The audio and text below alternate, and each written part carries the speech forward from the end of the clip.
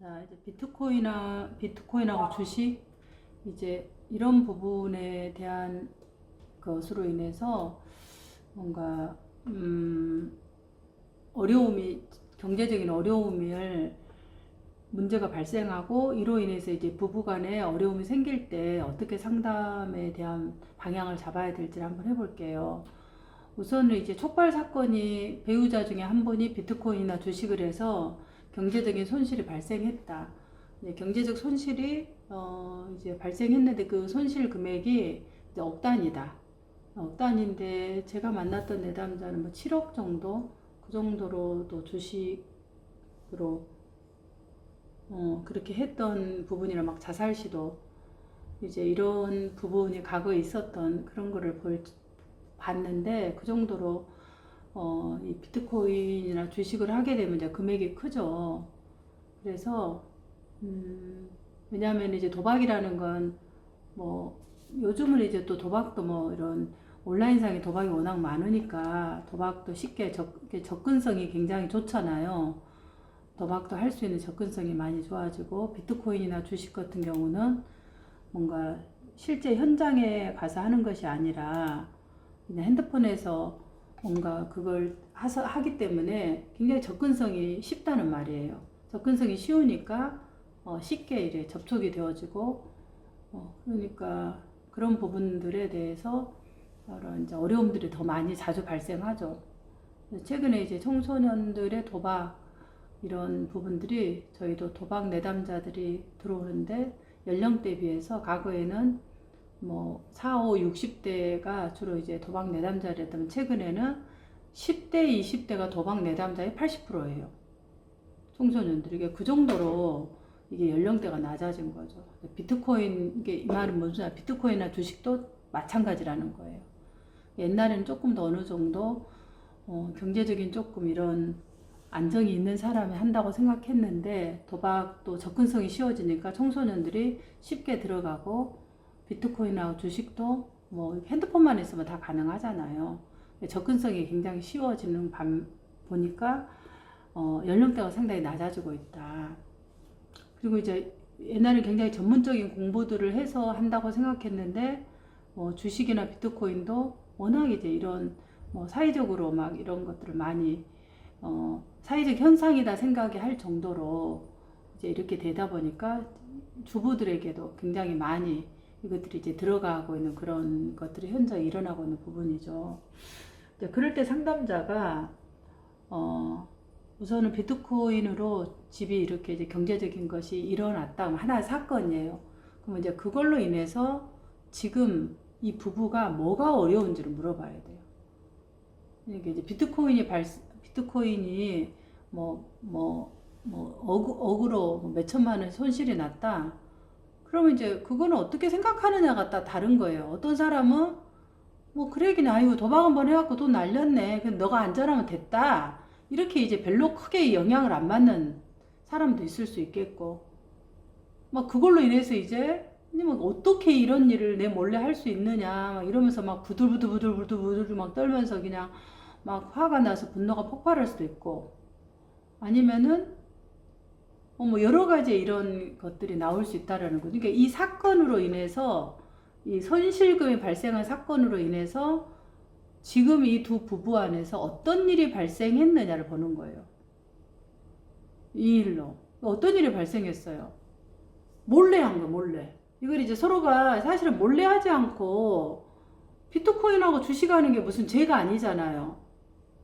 이게 범죄냐? 하나 이제 뭐 이것도 물론 이론에 따라 뭐 이게 투자다. 그다음에 이게 뭐 도박이다 이렇게 보는 관점이 되게 많잖아요. 근데 저도 이제 그때 한 몇 년 전에 이 비트코인의 이야기를 처음 내담자로부터 우리 집단 상담 무슨 그거 시연을 하는데 이게 나와서 뭐 비트코인의 이런 법을 처음 들었는데 이미 보니까 막 비트코인이 이게 막 그때 저도 몰랐어요. 이게 도박이다 생각을 했는데 보니까 비트코인 학과가 있어요. 가상화폐 학과가 있어요. 그러니까 이게 이제 뭐 보는 관점에 따라 다른데 지금은 이제 많이 이게 달라졌죠. 이게 이제 도박이라는 관점도 볼 수도 있겠지만 투자의 개념으로 보고 이게 학과에 전공이 생길 정도로 이게 지금 굉장히 많은 세대의 이런 흐름들이 바꿔지고 있다. 근데 그런데 이제 어쨌든 이렇게 이거를 제 말은 몰래 막 도박처럼 해야 되는 이런 거냐. 아, 나 지금 비트코인 하고 있는데, 투자하고 있는데 비트코인이나 주식으로 하고 있다. 얼마 정도 내가 한다. 이런 거 가족들에게 알릴 수 있는 거잖아요. 이게 무슨 죄를 지을 일이라고 이걸 몰래 했냐는 거예요, 제 말은. 이게 상담자가 들어가야 되는 관점이, 아니 그러면 지금 아내분께서 사실은 경제적인 자유를 하고 남편이 고생하니까 그 시아버지의 소굴에서 빠져나와서 사실은 좀 자유롭게 되고 싶은 마음도 있지 않을까요? 남편을 빼오고 싶은 마음도. 왜냐면 맨날 무시를 받고 결혼했을 때 지금까지 십몇 년 동안 계속해서 그 호랑이 시아버지 밑에서 다 따라야 되고 지금도 경제적인 그 속국이 되어 있죠. 그래서 거기서 벗어나고 싶은 마음이 굉장히 컸을 것 같아. 무시받고.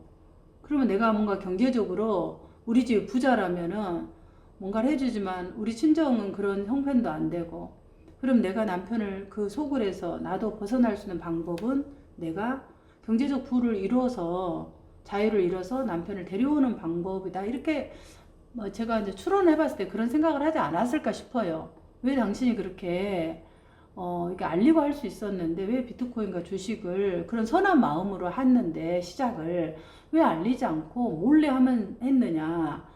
그 다음에 할 수도 있는 거잖아요, 이거는. 그러면 할 수도 있는 건데 그게 문제가 생겼다면 돈을 2금융권, 3금융권, 4금융권에서 계속 대출을 해갖고 이게 뭔가 잃어버렸으면 그냥 잃어버린 상황으로 좀 기다리면 되는데 떨어지면은 이걸 돈을 계속 대출을 해서 돈을 갚아야 되는 건 아니게 처음부터 돈을 대출해서 이 사람이 한 건지 처음엔 대출을 한 게 아니라 본인이 그냥 갖고 있는 돈으로 했을 거 아니에요. 근데 떨어지니까 뭐 그거를 회수하려고 원금을 회수하려고 대출을 받은 건지 돈을 이렇게 갚아야 되는 상황이 아닌데 왜 2금융권, 3금융권, 4금융권으로 이렇게 뭔가를 했는지 이런 것들이 이제 좀 명확하지 않는 거죠. 왜? 그러니까 이제 우리가 관심을 갖고 상담사가 해야 되는 거는 뭐 비트코인이든 주식이든 도박이든 내담자들이 다 그 하는 의도가 잘 살아보려고 하는 거예요. 이게 악한 마음으로 하려고 하는 사람 아무도 없고 잘 살아보고 남편이 너무 고생하니까 그 기술 빼내오려고 그런 마음으로 시작하셨네요. 그래서 그 욕구를 읽어줘야 돼요. 그렇게 하셨네요. 근데 그렇게 시작한 것이 지금 와서 보니까 그런 마음으로 시작은 하셨는데 남편분께서 일단 브레이크를 걸었을 때 되게 많이 속상하셨을 것 같은데 어떠셨어요? 사실은 이제 좀 이분의 그런 부분을 잡고 들어가는 게 좋죠. 왜냐하면 우리가 내가 뭔가를 잃었다 그러면 왜 이거를 내가 그렇게 했는지를 나를 좀 더 돌아봐야 돼요. 이게 뭔가 이 기저에 돈을 대출을 하면서 할 수 있었던 그 기저의 마음이 있을 거라는 거죠. 남편이 브레이크를 걸었을 때 다시 비트코인으로 가셨을 때는 뭔가 여기서 멈출 수 없다라는 그런 생각이 드셨을 것 같은데 그 마음이 어떤 마음이셨을까요? 내가 너무 그 원금이 2천만 원이 아까웠다. 내가 비트코인은 뭐 주식은 3시면은 장이 끝나지만 비트코인은 24시간 가능한 거래다. 그래서 내가 그냥 눈에 불을 켜고 이 돈을 뭐라 그러나 이거 해소하기 위해서 내가 대출을 받았다. 대출을 받았다. 그랬나? 그럼 굉장히 그 때는 돈을 벌고 싶은 마음도 있었지만 시작은 그 다음에 두 번째 할 때는 내가 잃어버린 돈을 찾으려고 하는 그런 마음이 좀 더 크신 걸로 느껴지네요. 그럼 남편께서 아니다라고 했는데 민들레님 이것을 하실 때는 뭔가 나름대로 확신이라든가 마음에 뭔가가 있었을 건데 그게 뭘까요? 사실 이 아내 내담자 안에 작동되어지는 것들을 좀 더 탐색하는 게 필요했을 거라고 봐서요. 그리고 이제 그 두 번째 이것을 갖고 뭘 얘기하냐면 결국 내가 이렇게 하는 거는 결혼 생활에서 그동안 시아버지한테 무시받았고 우리 집안을 무시하고 모든 걸 다 무시하고 우리 친정이 관련된 거 다 무시를 받은 이 부분들 때문에 내가 여기서 정말 이 무시받은 것에서 정말 나오고 싶었다. 그런 마음이 크셨는데 사실은 이렇게 하는 이유는 무시받지 않기 위해서 내가 나오고 싶은 마음이셨네요. 근데 이 부분을 사실 남편과 의논하고 얘기도 할 수 있는 방법도 있었을 텐데 굳이 알리지 않고 혼자 하셨던 이유가 있었을까요? 왜냐하면 이 경제적이라는 것은 남편하고 둘이 같이 공유된 개념이잖아요. 그러면 이제 이 돈을 투자하는 것은 대부분 부부가 함께 의논하지. 여보 이거 내가 지금 있는데 우리가 이러 갖고 좀 어려울 것 같아. 그럼 내가 어떻게 좀 주식에 투자를 해볼까 하는데 어때? 이렇게 보통 하고 또 분산 투자를 하잖아요. 포트폴리오 작성해서. 근데 이 내담자는 혹시 그런 부분들을 남편하고 좀 상의해 볼 마음이 있었는지. 그래서 이제 본인이 뭐가 잘못됐는지를 명확하게 아는 게 필요하죠. 포트폴리오도 작성 안 하고 그냥 어떤 마음으로 계속 돈을 대출해서 한다. 이제 이런 것들을 조금 더 상담해서 개인 상담에서 다루는 것이 필요하지 않았을까 싶어요. 그러면 내가 사실은 할 수 있는 일이라고 생각하셨는데, 그쵸, 이거는 투자라고 생각하면 할 수 있는 일인데 본인이 생각할 때 내가 잘못하지 않았다고 생각하면은 안 할 수도 있겠다. 그쵸? 왜가 내가 열심히 가족을 위해서 내 나름대로 수고한 방법이다. 그건 잘못한 건 아니죠. 그러나 남편께서 사과를 요구하는 것은 어떤 건지, 이 사과를 요구하는 것이 돈을 잃은 것이 사과를 요구하는 건지, 이것도 구체적으로 얘기를 해봐야 돼요. 사과 받고 싶다건데 뭘 사과 받고 싶은 건지. 단순히 돈을 잃은 것이 사과 받고 싶은 것은 아닌 것 같아요. 그냥 이런 일이 있으면 내가 얘기했는데 거기서 멈추지 않고 혼자서 결정하고 2, 3, 4 금융권까지 가게 한 이런 것을 내 말을 믿지 않고 자꾸 혼자서 결정해서 한 이런 것에 대해서 사과받고 싶다 막 이런 것 같아요.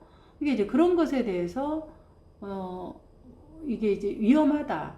남편분은 이렇게 하는 부분이 단순히 돈을 잃어서 어쩌다 이런 것이 아니라는 거죠.